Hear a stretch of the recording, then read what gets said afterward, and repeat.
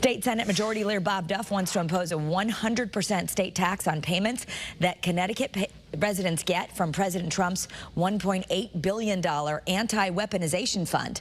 The fund, created by the U.S. Justice Department as part of a settlement over Trump's leaked tax returns, has been labeled a taxpayer-funded slush fund. And it's facing a lawsuit by the two police officers who fought rioters on January 6th. Duff says, quote, Connecticut is not going to let a single one of our residents profit from that corruption. If you filed a claim with Trump's slush fund and collected a check, we're going to explore every legal option available to take every penny back. Duff says he expects to introduce a bill in the 2027 legislative session.